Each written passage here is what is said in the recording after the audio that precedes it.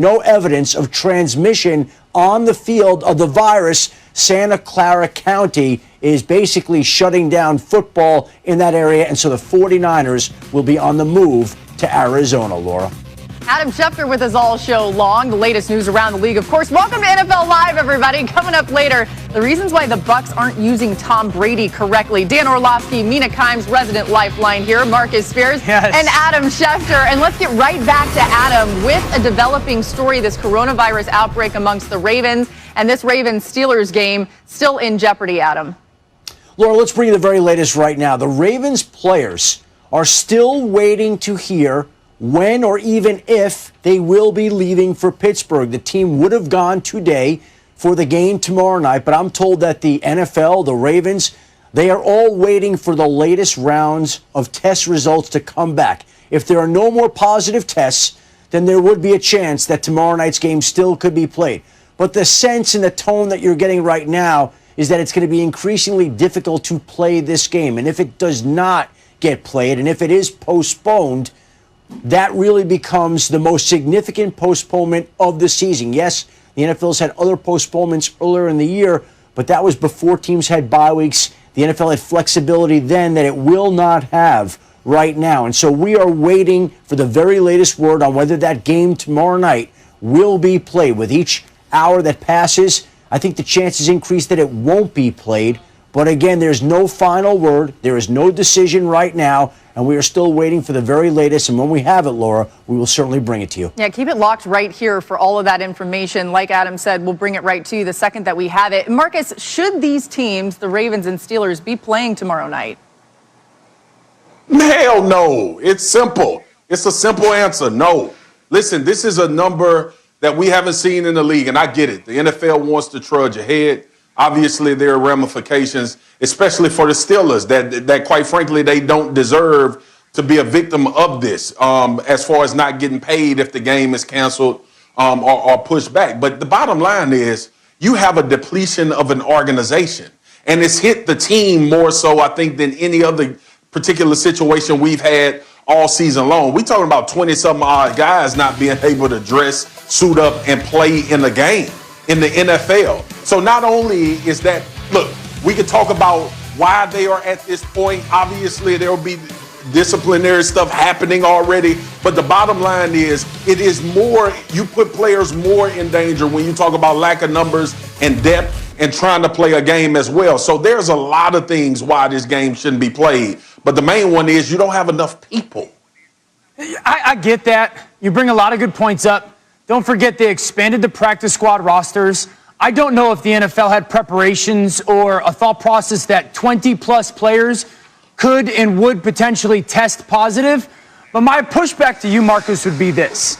The Ravens, from what we've heard, this breakout started from a coach making a poor decision, exposing himself, and now it's spread throughout their football team. Why would they be, I don't want to be like sent a lifeline, so to speak, but like why would they be allowed to have their game postponed, but some of the other teams that have had minor outbreaks not be allowed to play the game? We saw the Broncos yesterday. We saw the Titans earlier this season. Why? Because it's a certain number? Like, is there verbiage in the new CBA that determined a certain number of players then wouldn't be allowed to play? That means the game gets postponed. Why does the Steelers season have to be completely in flux because of a poor decision within someone in the Ravens organization? So I get your point.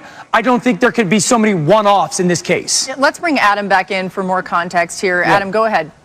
Well, Laura, here's the situation, basically. It's all about identification, isolation, and containment. And the league felt like it had that in Denver when it let the Broncos play on Sunday, despite the fact that the Broncos petitioned the league to move the game to Tuesday, which the league denied. In this particular case, the league has been unable to contain the virus. Each time the league thought the virus was contained, it has not been. And so I think there are people who would be uncomfortable getting on that team plane tonight or tomorrow to fly to Pittsburgh when there are over 20 players on reserve COVID at this point in time in Baltimore. If the league feels like it's got the virus under control, this game will go on.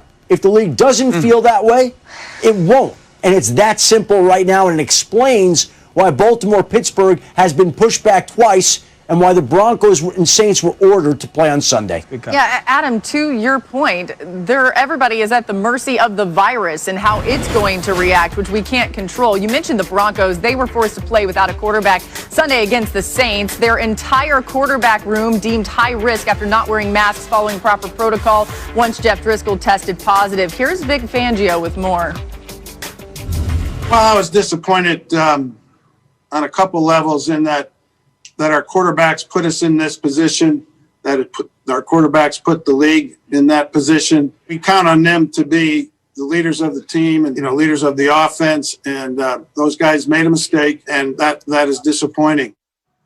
So Drew Lock did release an apology on Twitter, one of these Broncos quarterbacks, supposed to be the starter. In a controlled and socially distanced area, he said, "We let our masking slip for a limited amount of time, an honest mistake, but one I will own. I sincerely apologize and fully understand why these safety precautions are so important. Doing the right thing for the majority of the time is not good enough." Mina, this forced practice squad wide receiver Kendall Hinton into action at quarterback, something that certainly he didn't ask for. What did you make of that Broncos game yesterday?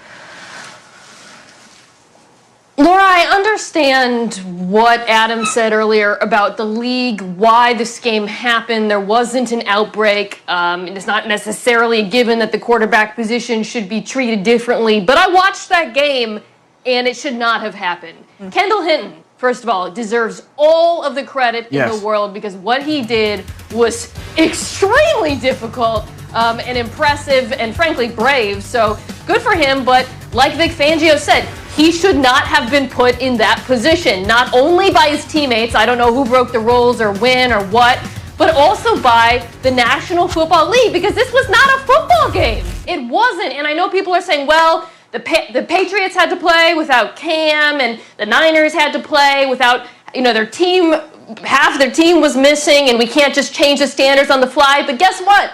This is the pandemic. You have to be open to changing the standards on the fly. And frankly, the NFL should have baked this in to the schedule. They should have been cognizant of the fact that situations like this would have arisen and prepared for the possibility that the season would have had to go on longer. Yeah, it really is interesting because continually the reports have all said that the NFL is not interested in an extended season, but we'll keep an eye on all that. We're just getting started on NFL Live. And after a 200-yard first quarter and the 3-touchdown afternoon is Tyreek Hill proving that he's the best wide receiver in the game. Plus, Derrick Henry ran all over the Colts.